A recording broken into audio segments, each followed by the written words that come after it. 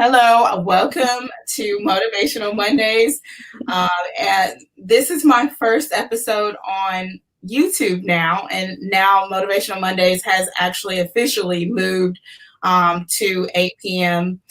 Central Standard Time on YouTube now. So just in case you didn't know that, that is the plan moving forward because the format's just a little bit easier. And tonight I have a wonderful, wonderful guest, Deanna.Online or Deanna, and then Deanna.Online on IG. So if you want to find her, that is where you can find her at Deanna.Online on IG. So actually, I want to talk about, we're going to talk about who you are, of course, but first, let's talk about how you came up with your name. Like, how did you come up with Deanna? I just like I always ask everybody. So it didn't start out that way. I do multiple things. So reselling is only like a part-time thing for me. My full-time job is freelance writing, and so I kind of had freelance writing over here, and I had my print-on-demand t-shirts and my reselling over here under a different business name. I actually have a registered business name called Dark and Quirky. Oh. And that's how I started out. And I put that on my Poshmark closet. But then my Poshmark closet didn't match my Instagram, and I didn't want to change my Instagram name. And after I went back and forth a little bit, I decided to keep my name as my brand. So,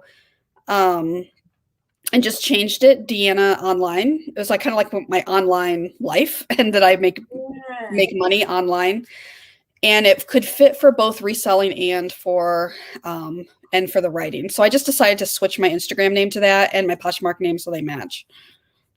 Yeah. So, well, that's cool. That's it's easy. It's simple. You know what I mean? And it's cool. I like your name because it's clean. I know when I first started mine, you remember what mine was? The discount deals for you. I don't know if you remember that, but I hated it. I just didn't like it. It was like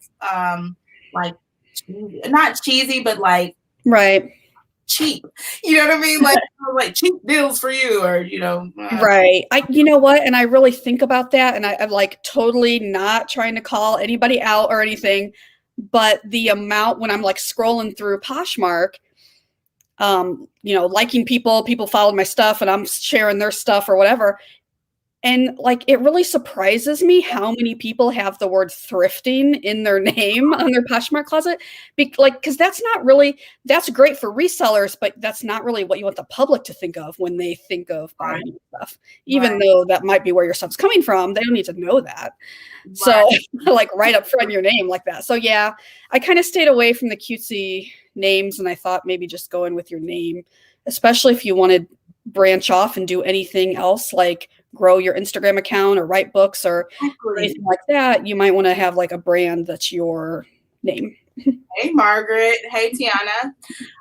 But yeah, so I don't know. I mean, I don't know. My name, I wanted it to be, like you said, like something where people would already know my name. So I'm not just a name online. You know what I mean? But, actually they already know who I am. So I don't have to say my name or whatever, you know what I mean? Yeah. But yeah, so that's where that came from. But I know you were saying that you do the freelance now. What, or did you go to college, or what got you into that line of work? That's your mainstream, right? Yeah. My what? It's your mainstream, right? Yeah. So my education and my work experience was like a long, windy, twisty path. I actually went to school for elementary education. Okay. And I ended up teaching middle school instead, and only for a short while. And that was like around 9/11 time. Oh, wow. Yeah. And back then, my husband is still in computers. He does a computer programmer, and a lot of tech people lost their jobs when 9/11 happened because the economy was so unstable. So he was out of work, and teaching doesn't pay very much in my state, in any state, but in Missouri, in the Midwest, it pays really bad. So I quit and took a sales job, and through various jobs and moving up, I ended up going into sales and going back to school for marketing. So I have a master's degree in marketing. And after kind of getting burnt out in the corporate world, I decided to start my own business and work for myself. And I actually had a really bad experience leaving the corporate world. It was like a whole thing. And I was like, never wanted to work for another person again. It left that bad of a taste in my mouth that I wanted to work for myself, and I wanted to make the rules, and I wanted to be the boss, and I wanted to, do my own thing. And so that's what I did. Hey, Michelle. Yeah. So was it like more so? Because for me, I mean, I don't know if I want to say it was corporate, but I mean, I worked for FEMA. And so, just specifically, but it was in an office setting, and it was like you had to do certain things, and you had to be in a certain crew, and you had to go to lunch with certain people and be cool with certain people, or you're not going to get moved up to this next project, or you're not going to get taught how to do this so you can move up. So what I was attempting to do was go around that. And so whenever the people were there, the bigger ups that was there that was saying they were there to help, I would literally go around my manager and reach out to them personally and let them know what I'm trying to do, because my manager didn't want me to move up. So I was like, well, I don't know what else to do. So let me share my ideas with somebody that wants to, because that's my nature. I've been in management my whole life. I don't want to be held back. You know what I mean? Like, if I don't feel like I can help you do more, or I can't do more here, I'm not just going to sit at a computer and do one function all day. I have to learn how to do other things, and I have to move. I can't, and so I felt like I was held back. So after that, I didn't do, obviously, I didn't want to stay there, but I would have stayed, because I felt like eventually I could have probably broke through that. Sometimes you got to kill them with kindness, and you got to just show and improve. Like, when they see how on point you are, regardless, you can't deny them. They're like, okay, why aren't you training her? Or the boss is like, why aren't you training her? Because she's like over here and you're not doing anything. Then it kind of makes her look like she might be a little biased, like she might not like me for whatever reason, because I don't hang out with all these, I didn't like to do that, because I just, it wasn't that I was too introverted, but I just didn't want to be in like a gossip type situation or circle. And I don't want too much of my personal information out with everybody else. So for me, that was my whole thing with, I didn't want to do all of that. I should have picked up in order to move up and do great at my job. So that's what made me want to be more of an entrepreneur, just like you said. So I can pretty much set my own stuff. I can set my own schedule. And if I want to be over here in this group, I get to pick the group. I get to, because I'm in groups now, but I got to pick those groups, and I got to pick the kind of people that I want to be, associated with, which we have common interests. So that makes sense. You know what I mean? Like, but right.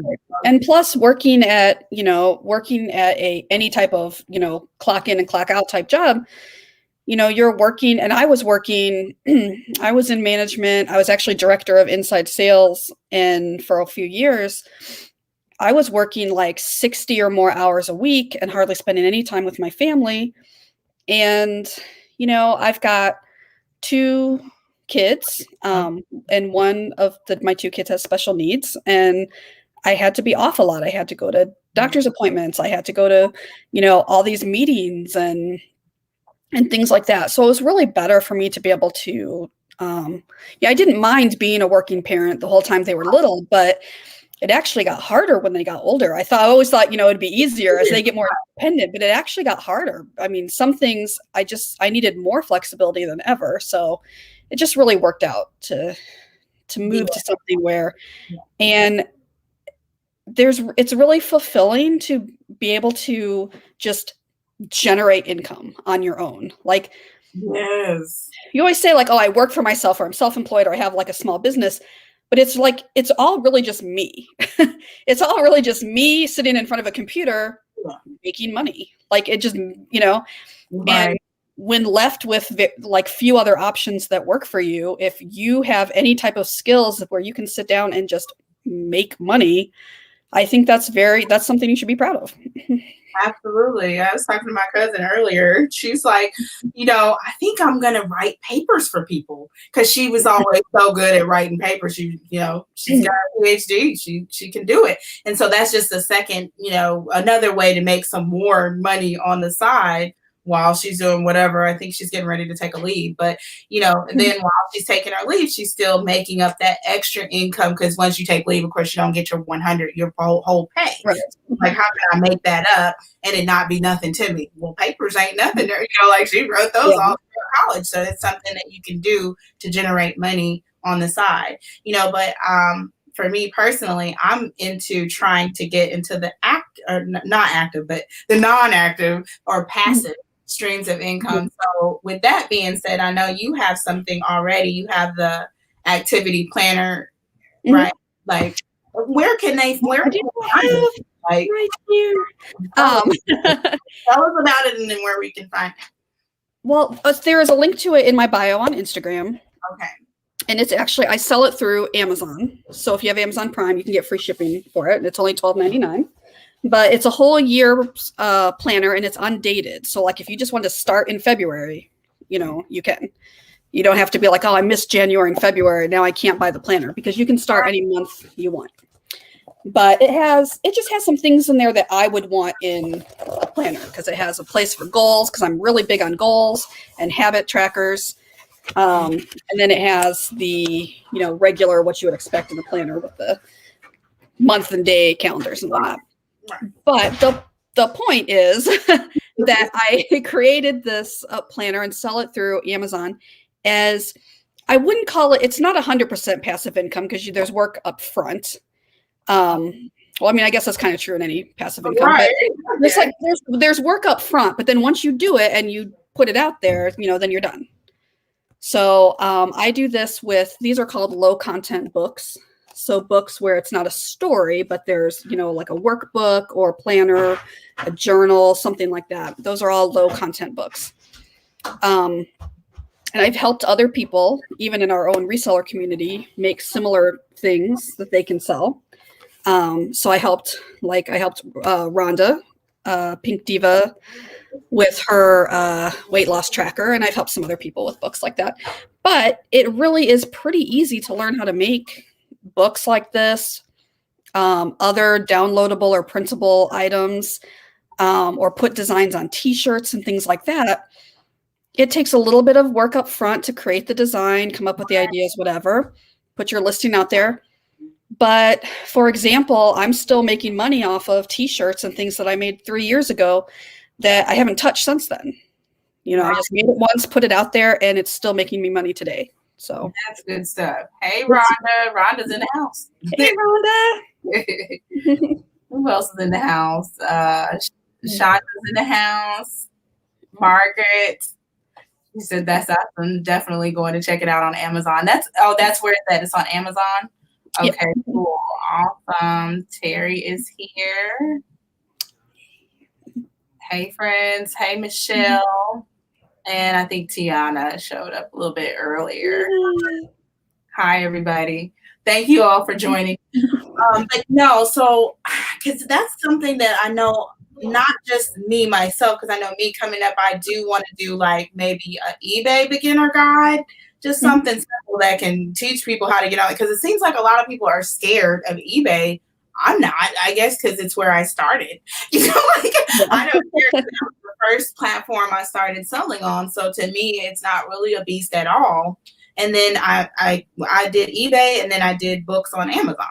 So it was like I quickly moved to the biggest. Those are the two big ones that you would do. And so I'm not really afraid of either one of them, but I am aware that Amazon will eat you up mainly just in fees if you don't know what you're doing.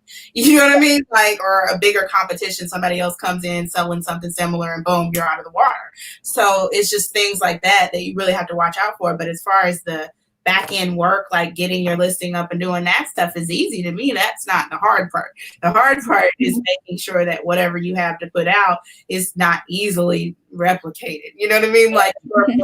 You might have somebody else that puts something like that, like a habit tracker or something like that, but it's not going to be the exact same. Yours is going to be a little bit different, and that's what's going to make you stand out. You know what I mean? Right. For the for the planner, and some of my merchandise as well, is I, merge some things together and some of my worlds, and make stuff that are specifically for resellers or specifically for people who like to thrift. So, it's right there on the cover, and the habits and stuff, everything that's already in there, it speaks to resellers directly. So it's, it's niche down. So yes, that helps. If you can do that, that will help your sales. Yeah. Indeed. That's what I say about the YouTube channel. If you got a YouTube channel, if you niche down a little bit, it does help. I'm a little bit not niche down, because I'm not going to be talking about all reseller stuff. It's going to be, my channel is reseller and entrepreneur related. And then I go a little bit even into like mental health and, like what you need to be able to do these things to sustain. But I think it's a good thing, because I don't see a whole lot of people, right, on that, like touching on the fact that you need to be there mentally and everything. And I know you put out a video, it was like, I don't know, maybe like a week ago, kind of touching on something like. Yeah, and one today. So, I'm going to do it every Monday, and you're going to be on it with me. No, not that. You're going to be on reseller games. Yeah. Yes. So I'm doing the two things that I have planned for Instagram for this year is Mindset Mondays, which is just me by myself, and it's just a short little thing every Monday, and then the reseller games on Thursday. And it goes along with what you were just saying, that it's resell related, in that that's who my target audience still is. But there's other parts that go into reselling. Also, everything under mindset goes for reselling. Everything under mental health, like you were saying, still goes under, you still have to have that. And then for the interview show with the games, that was more because there's so many interview shows already. No. And I wanted to make it different, where I wasn't just talking about reselling for an hour or half an hour. Also, I wanted it to be short. That's a plus to me, because some shows go on a little too long, and like I can't watch the whole thing. So I just want to do something short, fun, and let you get to know people as people. And not just in the, what are your favorite brands to sell, or what's your organization like, because there's only so many things you can do with that, and there's only so many things you can learn, so it's more fun to hear like what was their favorite class in school when they were in elementary school, or right. random and fun like that. I do love that. That's what I was talking about with you, like right before we started, like getting into some of the other stuff that, it doesn't have anything to do really with reselling, you know what I mean? But more so you as a person, like, would you rather be a blonde or would you rather be a redhead? Which one? You know what I mean? Like, I don't know, it's just fun. You know what I mean? Like, it is. And this community is such a tight-knit group. If you decide to become involved in it, people will really embrace you. You can join groups and different things like that. Find your own little corner of the reselling community. But because it's such a community, it's fun to get to know people. That's true.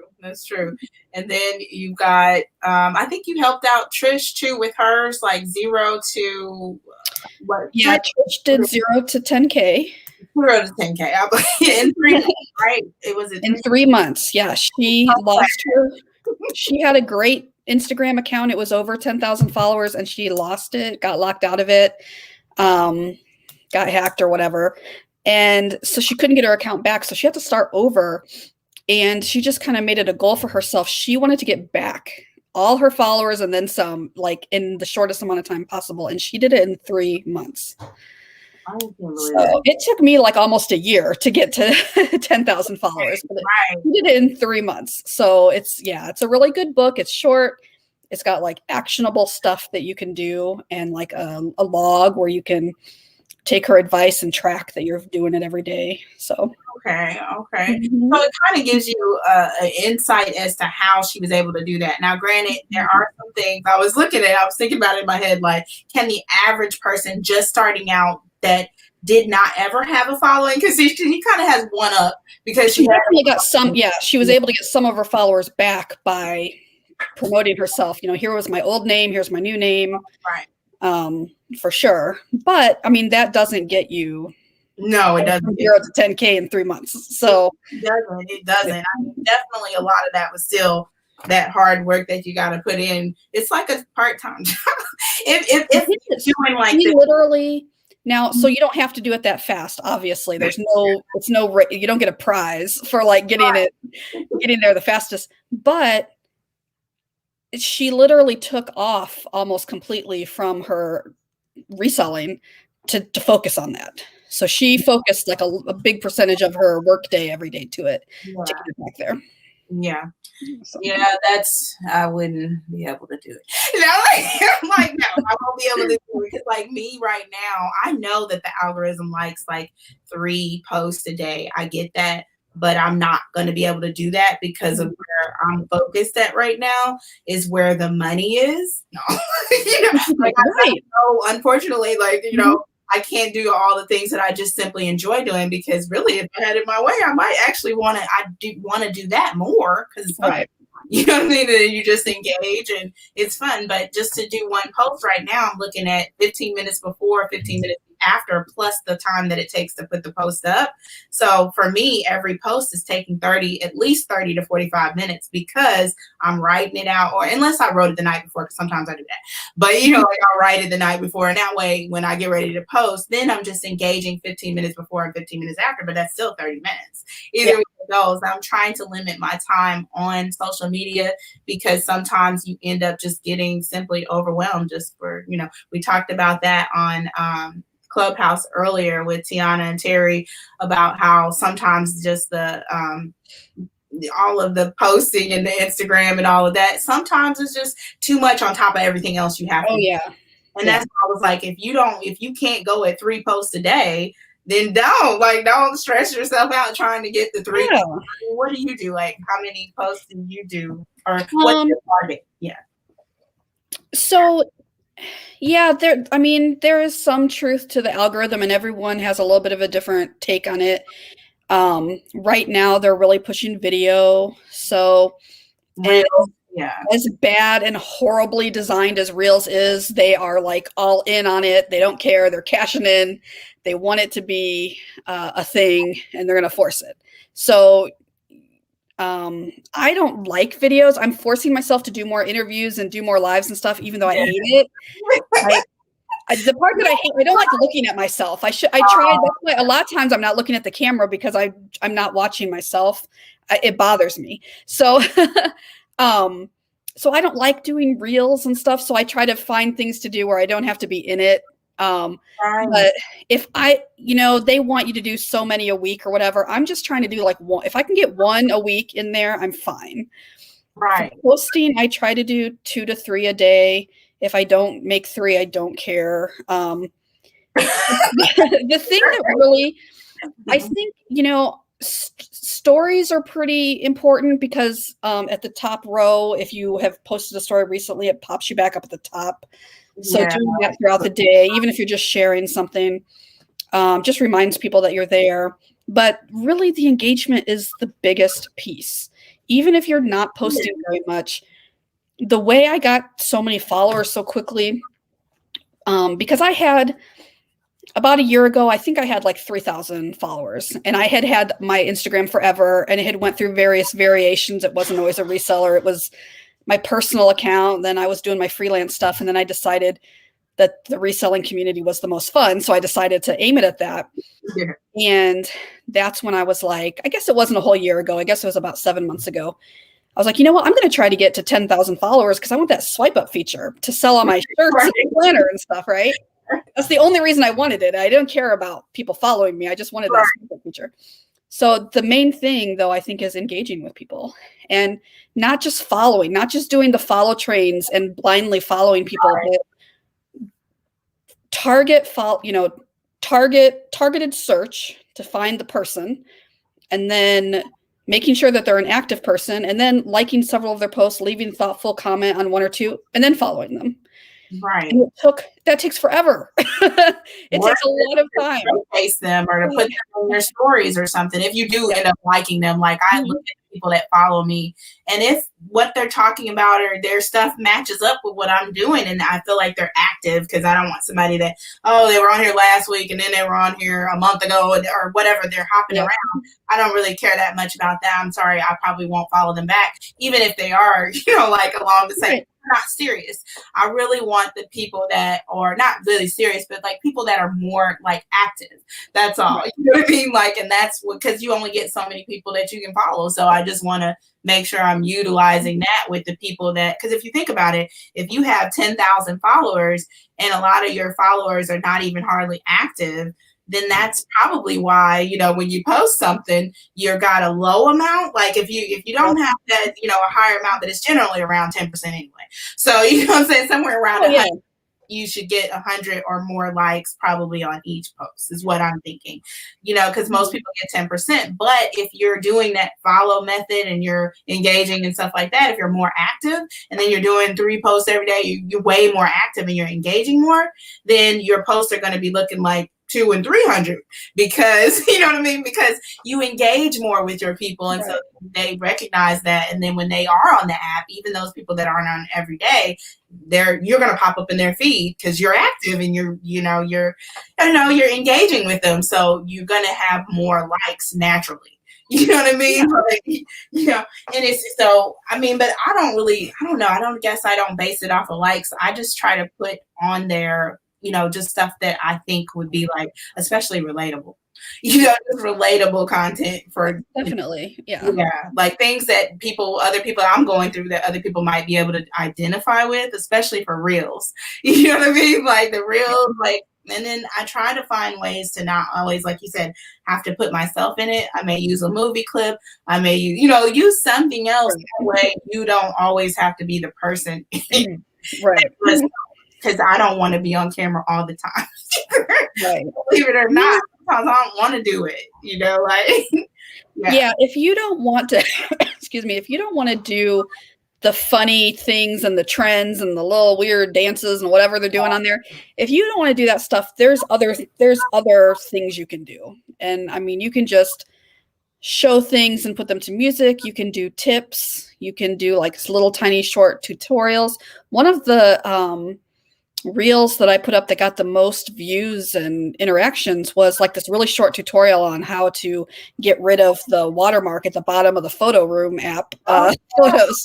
And so those, if people want to be entertained or they want to be taught something. Yes. So if you can't be entertaining, then teach something. Or be funny or whatever. Yeah, because the funny ones do really well too. I noticed they really do like that. But I don't always have a bunch of funny ones. Sometimes I just be like, listen, I've been listening all day, or whatever's going on. But that's relatable though, because somebody else that day probably had to list, or you reminded somebody that they need to get their tail in there and start listing, or whatever. Just something simple. That says swipe up. I'm at 5,900. You're more than halfway there. Yes. And I think you said you got serious about your journey about 7 months ago, like wanting to actually get to 10,000. And that's how I was. Like I started, I think I actually opened the account, I think in like April of last year. Okay. Then I was on there and I wasn't really I was posting every once in a while. And then somewhere around like maybe June, I started actually posting. And then I was like, oh, this is kind of fun, and then I came with this pizza challenge or whatever, so I did just like pizza challenge. And then that's when I got serious. I was like, I think I might could do something with this. This is pretty cool, But I still didn't really know about the swipe thing yet. I didn't know about the 10K swipe up until later. I kind of found out along the way. But then I just was having fun with it. But I was just like, gosh, this is consuming my whole life. It's a goal. It's a goal. And it's always easier to do things and do it consistently if you're working towards a specific goal. So when I was working towards the 10,000, I was really motivated and focused on my Instagram. And I got to the 10,000 and I now have the swipe up feature and I'm great. I'm using it. But it's like, I don't have the exact same, okay, got to get 50 new people today. Or, that same fire is not there, but I'm still pretty much just as active and engaging. But now I'm focusing more on making sure that I'm engaging with the people that I'm already following. and, still reaching out to a few new people, but the focus now is on the people, getting relationships and real relationships with the people that, I'm already connected to. The says it's okay to be organic in your following. I wanted to mention something about, I know you already talked about it, but with the, what was it? You were talking about something and it hit me. I'm like, gosh, man. The follow trains. That's what it was. And I was thinking about that. Like, I haven't done one of those since like the beginning. And the reason why is because I really like the more or as organic as possible. Like, I can understand if I was starting over. Like, if I was doing a Trish and I needed to start over, I would definitely do that to get the ball rolling. But once the ball's rolling, I don't mess with them really. I don't. You actually and see, like click on a couple of them and see if I actually would really genuinely follow them. I don't want to just click on everybody that did it. I don't know. Right. And half the people are either not following you back or they're not even resellers. They just figured out that we're doing that and they jump in and like the post so that they'll hoping that they'll get a bunch of followers. But my thought on the gain train, I think it's actually better for you and better for your account if you host one every once in a while, not every week, please. We have already, but if you host one yourself every once in a while, I think that actually does more for your account. Like the people that are following, you might get a few new followers because people tag people in it, but the activity of the level of engagement that those posts get boost your overall account, I think, and boost your overall position in the algorithm. So doing a reseller train like once a month or something, I feel like is actually better for you than trying to participate in a whole bunch per week, because a lot of those people just unfollow you right away anyway, or don't follow you back to begin with. True. So, and then it's a lot of work because then you got to like get a third-party app and figure out who's not following you and unfollow those people. Because you can only follow so many people. You're actually cut off at 7,500. No matter how big your account gets, you're not allowed to follow more people than that. So that means at a certain point, you got to start letting people go. So you're going to let people go that aren't following you back, or they haven't posted in several months, or that, somehow or maybe you just don't really like their content, even if they are a reseller. I was going to say, what do you think about the people that they just, I guess they follow and then not the follow and unfollow, of course people are going to do that. But I was thinking about this follow game thing. I haven't been losing my follow for follow. So when people who are like in Instagram marketing talk about follow for follow or mass following, they're talking about following like a ton of people a day, hundreds of people a day. And then at the end of the day, unfollowing all those people, no matter what. Yeah. So they're not unfollowing them for any specific reason other than the fact that they're just hoping some of them stay connected to them. So that's completely different than going through your account once a month and getting rid of 50 people here or there because you see that they haven't posted in a long time. Right. Yeah. I mean, me too, when I did not the engagement trains, but that's what I call them, because I always tried to do reseller engagement trains because I actually wanted it to be where they don't just type in their name and then call it a day. I wanted us to engage with one another. So I'd say give a reselling tip or do this or do something like that, because that way we're actually interacting with each other. It means more than just popping it on there and just following a whole bunch of people. Yeah. I don't know. No, you're right. Because just having a lot of people like your post is not enough anymore. It's likes in fact matter so little to Instagram that they're removing them from some posts. Yeah, some they're kind of beta testing it around, but like you'll be able to see how many likes your post got, but nobody else will be able to see how many posts how many likes your post got. And that's because to Instagram, the likes are not even the most important part. They want to see how often people are commenting, how many people are DMing you, how many people are sharing your content or saving it. All of that means a lot more than likes. So, but all of that is extra work. So you have to convince people to do that. They're not really going to do it on their own that often. You have to ask for them to tag you in something, DM you, share something. good advice though for somebody that's trying to build to do that call to action or whatever in every post, because I know that was something that we had to do specifically for Ask the challenge. questions. Yeah, ask Mm-hmm. questions. And do it in your stories too. Like, and I forget to do that sometimes. I'm like, dang, I ain't had a question in a little while. You know, I forgot to put something in here. You know what I mean? So that we're interacting and getting that organic, you know, kind of engagement, you know what I mean? Where you're actually just asking questions, and then you get to kind of see more of what they might want to see. Like, do you like this sort of thing, or do you do this too, or whatever? You know, that way I can kind of get to know the people that are following me. Fundamentals of Side Hustling says definitely an organic flow. Dead channels are way too common. I just don't like, I mean, I be getting a lot of, I'm still getting a lot of those requests or whatever when that come up, and then they want you to do like, I don't know, I don't even read them anymore. It's usually a long paragraph, but it's like something where they want you to do some kind of follow game or something. I don't know. Yeah. I just delete them. I don't even pay attention to Request, it. Like, I'm not going to do it. So I don't. Or you have to, if I do just blindly follow some people, like I get, you know, maybe I'm feeling lazy that day and I just follow 10 people without really checking out their stuff or commenting to them. Inevitably, I get 3 or 4 messages asking me to buy some kind of vitamin or check out their YouTube channel, or, you know, something like very like immediate. Like if they didn't even write it, it's like they have it set up to just automatically send you a DM when you follow them. You know, things like that that are just unauthentic. Right. And so I think you're better off kind of vetting the people that you follow.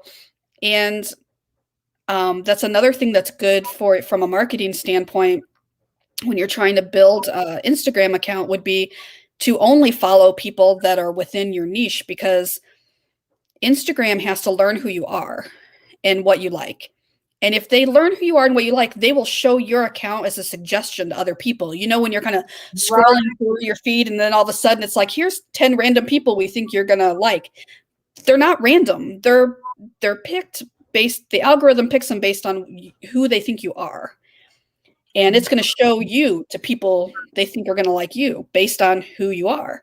So if they don't know who you are because you follow people that like dog grooming and all this vitamin supplements and CrossFit and all this stuff, Instagram can't figure out who you are, and they don't know who to promote you to. So I'm definitely thinking that, you know, if it was somebody on here, I think everybody on here that has an account, they already know this, but this is for anybody else that might be watching. Like if you are new to Instagram and you're trying to build your following, that is really good advice right there. But you should have a business account so you can look at your analytics and all that kind of stuff. And that way you're following the people that in your niche.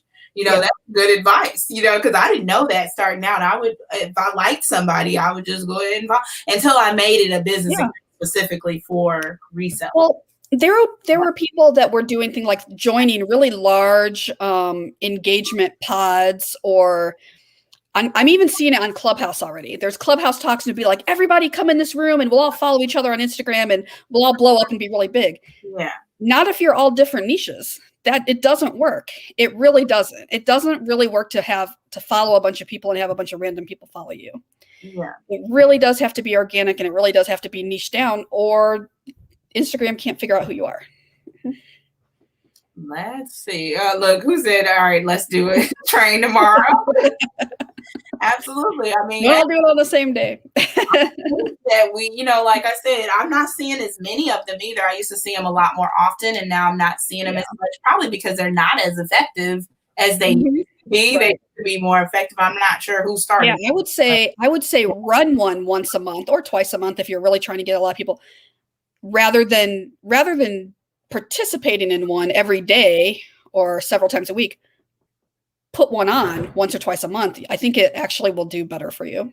Yeah. I may do it. You know what I mean? Like, but I do think too, something that's starting to help me out, when, remember I was talking about getting overwhelmed with Instagram. I do think, like, I was not like really a firm believer in like making a schedule for your Instagram, but I do think you should have some kind of format. It doesn't necessarily have to be a schedule.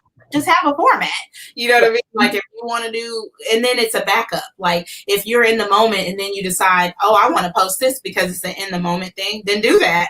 But I'm saying you already have this over here just in case that doesn't work out. Like if you want to do packages today, or it's Tip Tuesday, or whatever it is, then you have that. Like on your Mondays, you're going to be doing the Mindset Mondays, or, you know, you have something already scheduled. And I found that to be a lot more, you know, it's just easier. It just flows a lot better. And then when I want to do my organic post, I can just throw those in. As long as I'm getting at least one post a day, I know that's like seems like nothing, but I just do the one a day, and I've been just fine with the growth. Like, I don't know. Yeah. The feed posts right now are not even on Instagram's high priority list. It's the live video and the reels that they're most liking. Sometimes I go to my feed and I actually get like mad because there's like, I'm scrolling and there's nothing but reels. I'm like, I just want to see people's photos. That's what I came to Instagram for. So I feel like they're pushing reels too hard, but they're not going to stop. So you might as well get on board.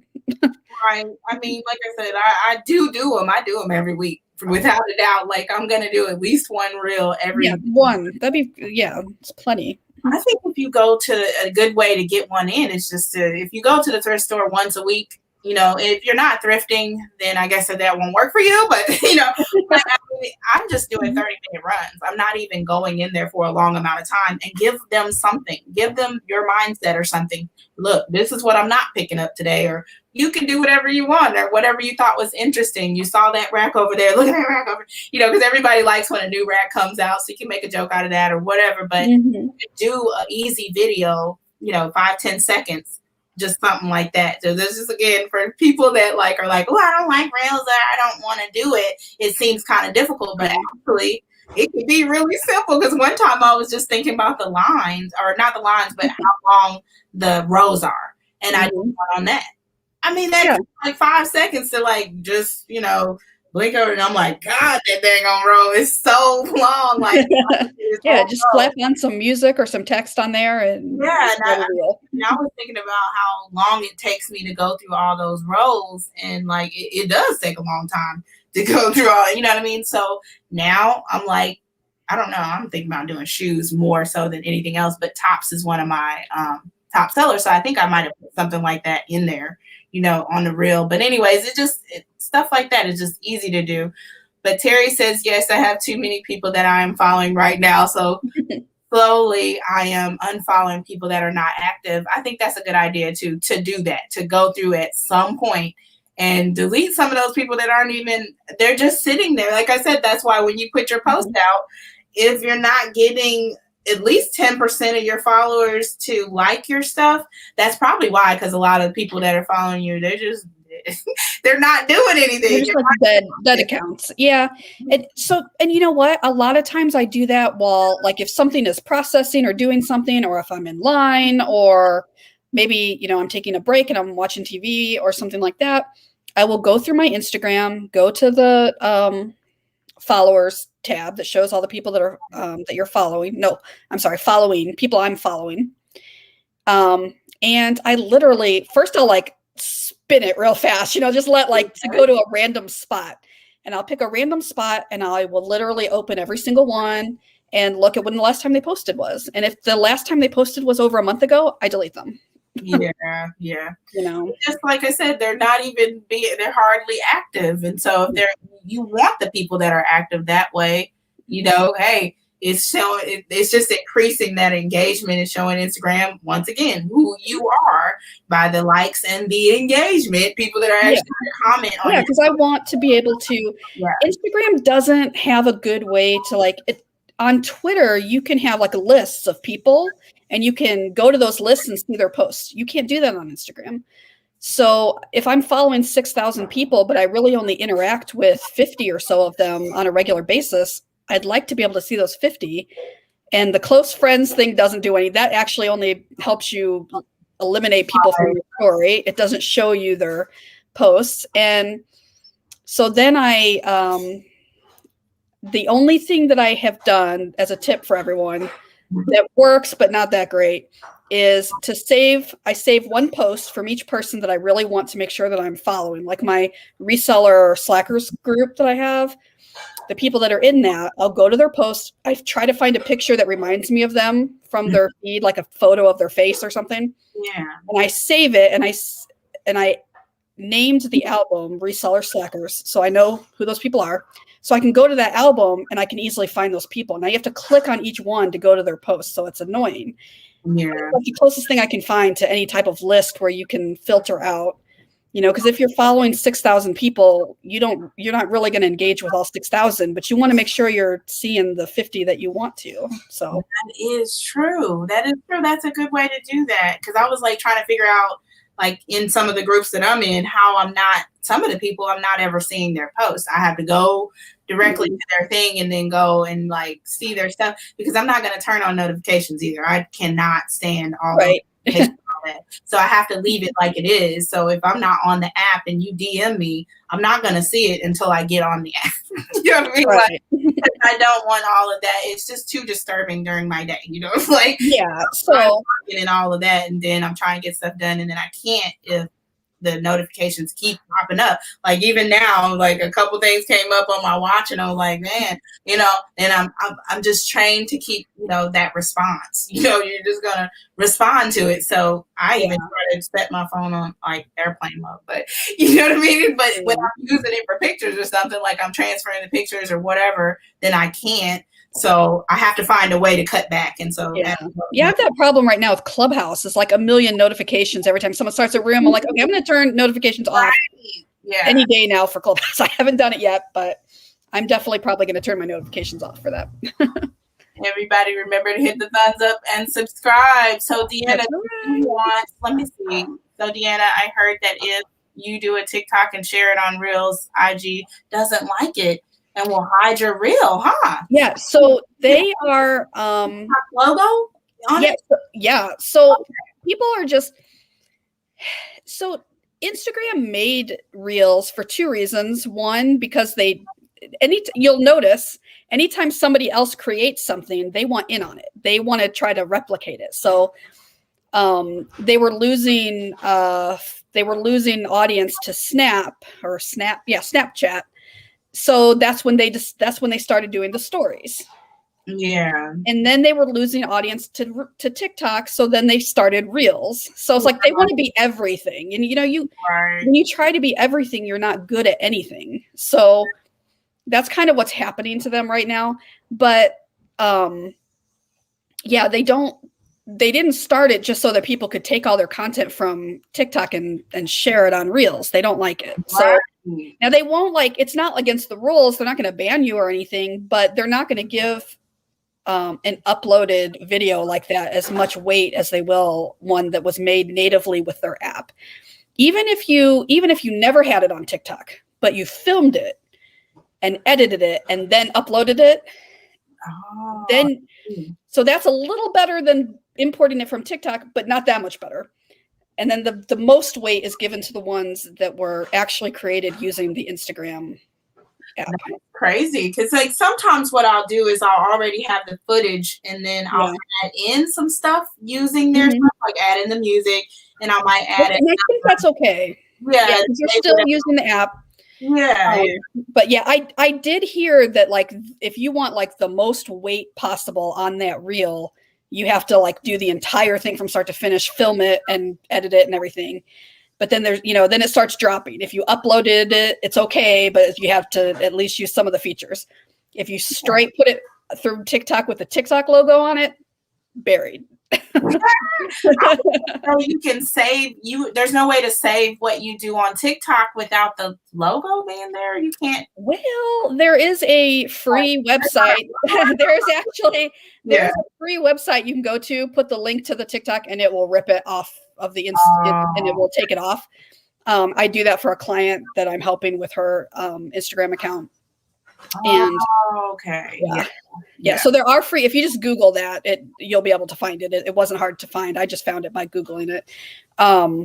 So you can do that. And if you remove the TikTok logo, it will help. But if you are not making it with Instagram the way it was intended, it's not bad, but they're not going to give it as much popularity as they would. Right. I like that.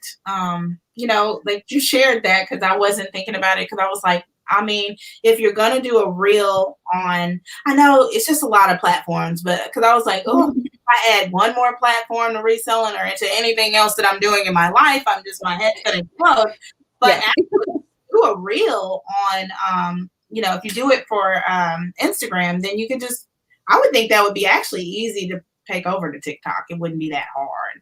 You know what I'm saying? Like, would it, you not be able to take that same reel and put it over there? Does it work the same way? Like now they're going to put the TikTok logo on it, but you actually made it on Reels first. Then I don't on TikTok. I don't know as much about TikTok. So Instagram's been around longer, and I've done it. I've done social media management as part of my freelancing for years. So I know a lot about Instagram. I don't know anything about TikTok. All I know about TikTok is that I can get lost scrolling forever and watching other people's stuff. Me too. I love to watch, but I'm not posting anything. Fundamentals of side hustling says, you ladies have a great night. Dope information being dropped here. That's true. Like, you are really giving the game on this Instagram stuff. I know you could, because I was like, anybody that's got 10,000 knows something. You know what I mean? They know a little something about what they're talking about. You said you had a client, right? Mm-hmm. So do you just help people? Like, is that something that you actually do? Like, help different businesses, different types of businesses? Like, yeah, when I first started freelancing, I actually started in social media and writing is like my passion. I love reading and writing, but I felt like imposter syndrome when it came to the writing, because I felt like I didn't go to school for that. I went to school for marketing. I should do something with marketing. So I started out doing social media management as my freelance niche. And I actually got a business going that was super popular among the print on demand niche that I was also doing at the time. And I had so many clients that I was turning people away when a very smart person said to me, why don't you just hire people if you have too many clients and you're turning away business? So I did. And at one point I had 15 people working for me. Wow. So I had that much work. So, and at that point I was just managing everybody instead of doing it. Yeah. And then I cut way back on that when I discovered that I really could make a full-time living writing. And that's what I wanted to do. So I cut way back on it, but through word of mouth, I still get quite a few. Oh, okay. So, that's cool. Yeah.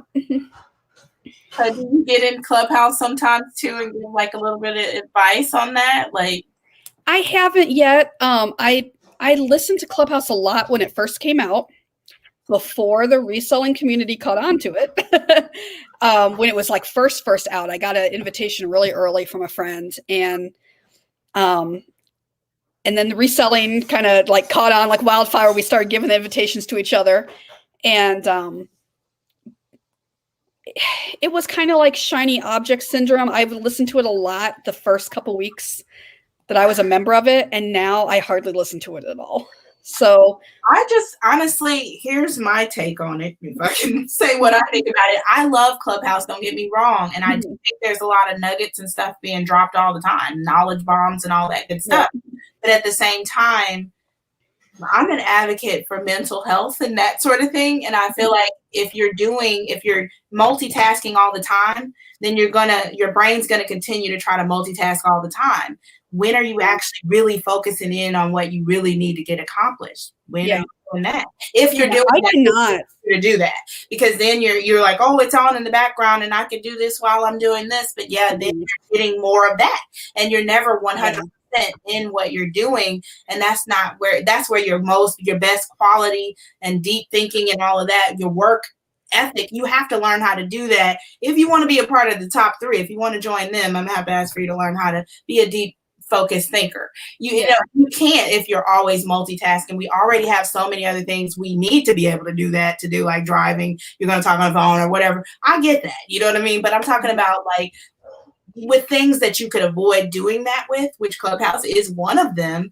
It's better to try to focus in on one thing at a time. So that means if if you're not, then you're only giving a certain percentage. That's all I'm saying. You can't 100% focus on 2 or 3 things at one time. You can't. Right. And also, different people are different kinds of learners, right? So I am much more of a visual and learner. And so I love to read and I like to watch videos. I never got into podcasts, listening to podcasts. I never got into audiobooks. I never got into any of that because that's not how I learned. That's not how I absorb information the best. People talking. I just zone out. If there's people talking and there's nothing else to go with it, no visual to go with it, I don't pick up things and retain things and learn things. So I do jump on Clubhouse sometimes. I don't consume reseller content on there though. I look for like more things like motivation, mental health, mindset, stuff like that. And I don't listen to it while I'm working because I can't work and do that at the same time. It distracts me and I can't take in. It takes like 2 times the amount of focus for me to learn something if someone's talking than if I'm watching or doing something visual. You drain yourself. I'm trying to make people realize it's draining. And then the fact that you're doing that, then you wonder why you're so drained. At the end of the day, all your energy feels like it's depleted because that's why I'm saying about this Instagram too, and all this scrolling all the time and making a decision every many doggone decisions. Your mind is tired of vacillating in between all that information that it's trying to absorb and not like and comment and do all this stuff. That is a lot of activity for your brain. So you know what I mean? Like, so whenever you can give yourself one activity, sis, give it to yourself. Just let yourself, like, it will really help you. Like, I used to have this list because from being a manager, we would have this list so long, especially on Mondays. It would be our busiest day. And I would have so much stuff on there knowing I ain't going to get it all done. But you know what I mean? Like, I would have a big old list and it would be like that every day. Yes, you can transfer whatever you don't get done to the next day.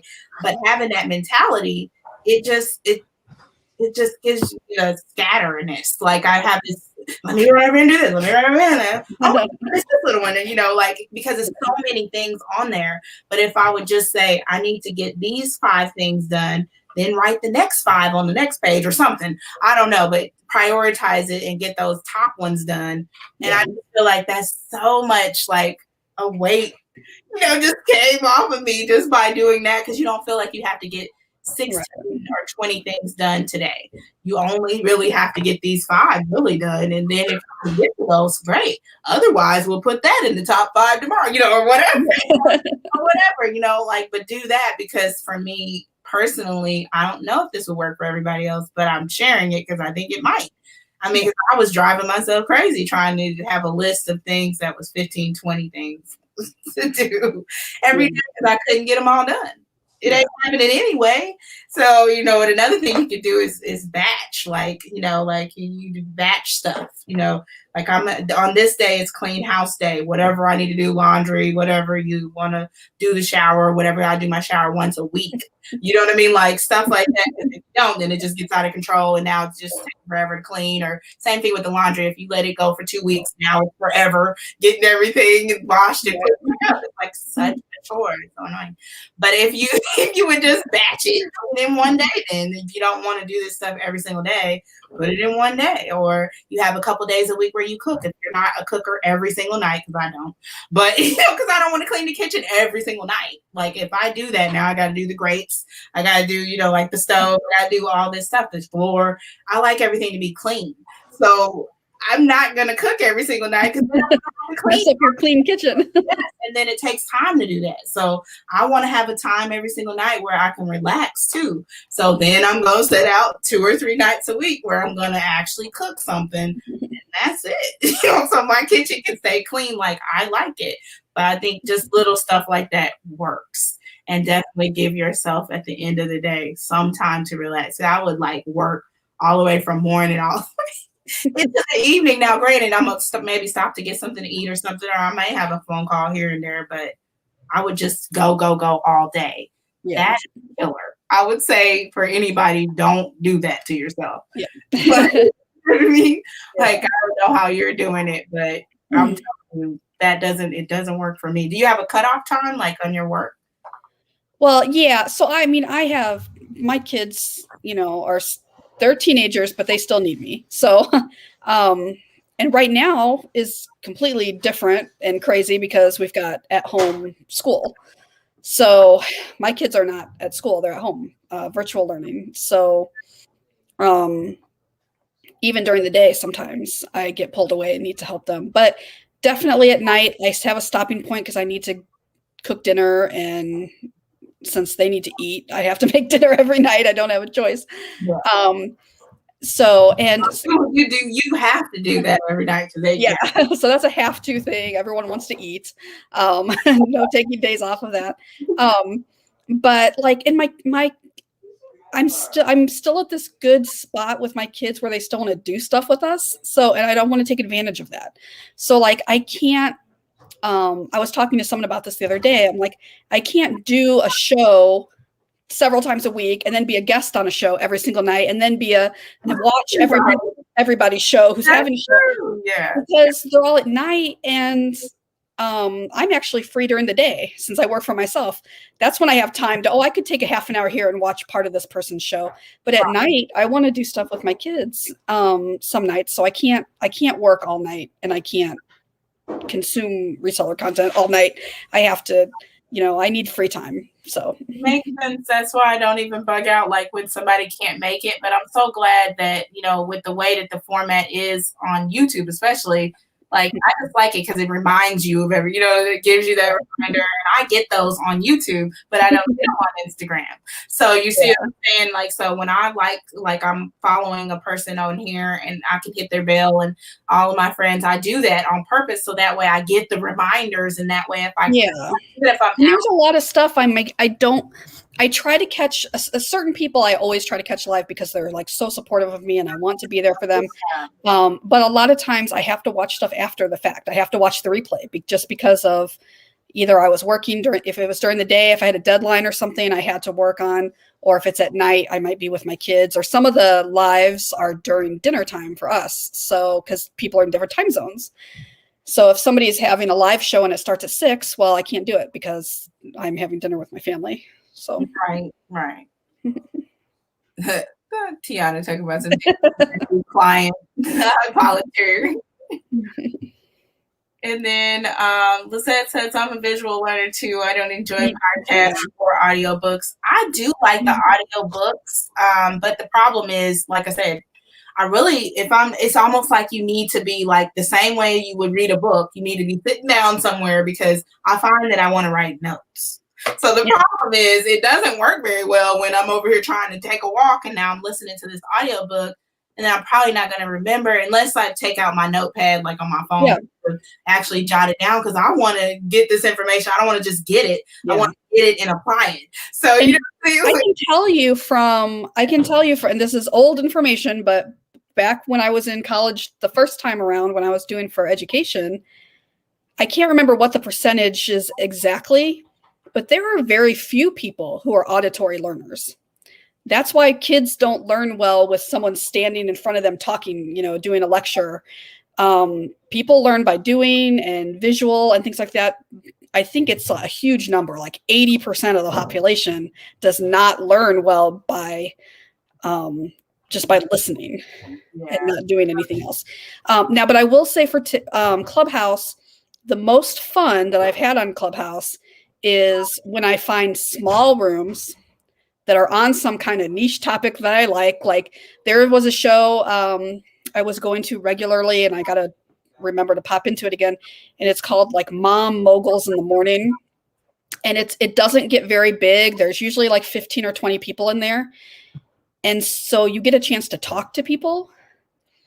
So you're not just sitting in the audience listening. They make you a speaker right away and everyone can talk. And I mean, it's not like a free for all. People are polite, so they know how to take a turn, but it's a conversation. And it's those smaller rooms and where you could learn something or just hear people's stories that I like.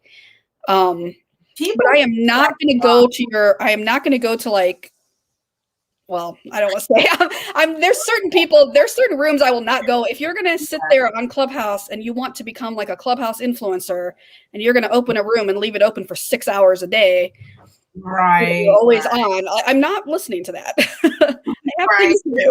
They're all day long. Yeah, there are and people say, "Oh, well, I'd leave it on, but I just spent hours talking and I just worked in the background." Like you said, how much work did you really get done? Did you get the same amount of work you would have got done if you weren't listening and participating in Clubhouse at the same time? Probably not. I want to guarantee you the answer is probably not.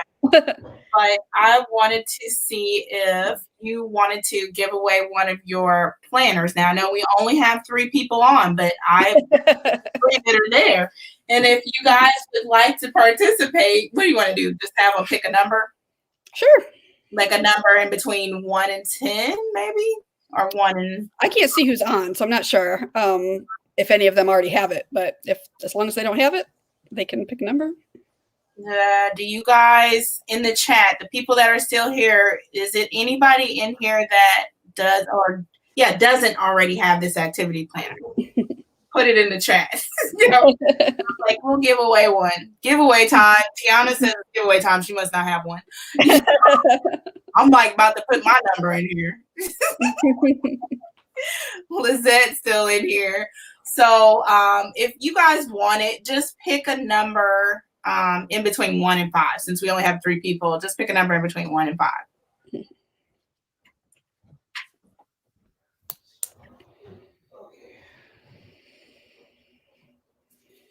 That says she doesn't have it. Tiana talking about some giveaway time. Put your number.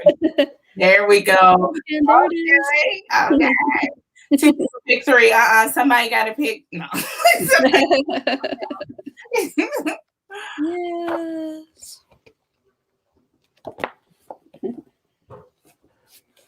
I would say you could write your number down, I guess, or you could have wrote your number down so that way I don't know. I didn't do it right.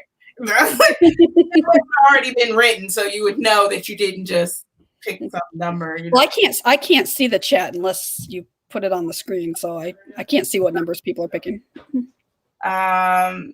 She picked. Now I can see I'm gonna have to be able to show you the chat. I'm gonna have to figure that part out. That I didn't know you could see it. Oh, Rhonda, I mailed yours. I mailed yours the other day, so you have one. You just haven't got it yet. Has it? So then that means it's probably needing to go to Lizette. Look, Lizette is on here. You can let Lizette have it. All right. So if she can send me her address on Instagram, and I will get it out. I'll get it out tomorrow. Awesome possum. I'm gonna have to pick up one too. I just think it's an organized way to try to get your stuff, accomplished. I like that. I kind of like I'm a planner person, and I actually have the Commit 30. That's my favorite planner. But I kind of like having separate stuff. So like I kind of like having a business planner, and my personal, I put personal and freelance and Instagram all on the Commit 30, and then my reseller stuff in my reseller planner. Lizette says she will do that. Thank you so much. Awesome. Yes, thank you so much for being a guest. Just one more thing, and then we're going to go because we're a little bit over. But I wanted to know, or maybe you can give the people that are out there, because I know reselling is just your part-time, but maybe a tip for entrepreneurs in general, just something that you feel like would help them if they were just getting started. They're just getting started. They're getting ready to go down this rabbit hole. No. Maybe it's not a rabbit hole, but you know what I mean? Like they're just getting started with entrepreneurship. Maybe they're starting reselling. Maybe they're starting, another path or whatever, but maybe a piece of it. Or if you're reselling. So like I'm a big believer in multiple streams of income if you're self-employed. Maybe even if you're not self-employed, but especially if you're self-employed, you really need to have money coming in from multiple avenues, because if you were selling on nothing but Poshmark, even if you just want to limit it to, reselling only, if you're only listing on Poshmark and tomorrow Poshmark decides to go out of business or get shut down by the feds, or, who knows what happens, and it's gone, then your whole business just collapsed overnight. Or like people that decided to take all their inventory and send it to ThreadUp, because ThreadUp was going to be how they sold everything from now on. And then ThreadUp changed the rules. Right. Because you don't own it. So that's why you need to cross list and then take it one step further. Maybe come up with another form of income. So like I said, those shirts, the print on demand shirts, I'm not a graphic designer. A lot of the shirts that I sell, a lot of copies of are text-based. They don't even have a design. You can make those, put them up there 3 years later, you're still making money off of them. How did you make them? Like, how did you make your shirts? Like, did you use Canva, or what did you use? Like, different software? Canva is not high enough, doesn't have a high enough resolution picture, but similar programs like that. I've used Photoshop. I switched to Infinity Designer because it was cheaper. Okay. I might have to write that down myself because I know. Yeah, there's a couple other, but there are some apps. The Over app actually generates a large enough text-based design to go on a shirt. Canva is high enough quality print to go on printables and books and stuff, but it's not for the shirt. But or also I would hire a graphic designer. And so like if I had a really good idea but it needed a picture and I couldn't make it and I couldn't maybe find a clip art to buy that I liked, because you have to purchase stuff. You can't just use random clip art. Over, Over. What are you talking about? The Infinity Designer. I wrote that down too. Affinity? Yeah, it's A. It starts with an A. Affinity. Yeah. Okay. Mm-hmm. They make all the same stuff that Adobe makes. Yeah. But Adobe is a monthly subscription, and Affinity or whatever you say it is a one-time charge. And they had a huge sale over Black Friday, and I bought it for like more than, I think, like 60% off. So yeah. So if you do want to get on print on demand, and I will talk to anyone about starting freelance or print on demand all day long. I love to talk to people about that. But my son, who's 13 now, when he was 11 years old, when I first started, he had made some drawings. I thought they were cute. I said, let's throw these drawings on a t-shirt. So I took his drawing. I made a digital copy of it, put it on the t-shirt. It blew up. It became one of the top selling t-shirts that I had. And it was a picture drawn by a child. And now he's 13. It's been a couple of years. He still makes money every single month. And I give him the money that t-shirt generates. So he has his own little stream of income that comes in from that. So if he can do it, you can do it. Just reach out to me on Instagram and I will tell you how to do it. It's not hard.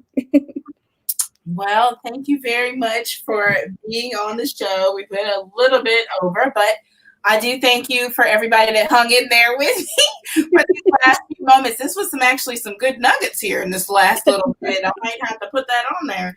And you can DM Deanna on IG at Deanna.Online. Or if you're trying to find me, I'm Brittany.All-Bossed-Up. I love it. I love that name. Interested in being on the show or being featured on Motivational Mondays. It's every Monday at 8 p.m. Central Standard Time. I will see you back here next week now on YouTube. Thank you, guys. Good night. Good night.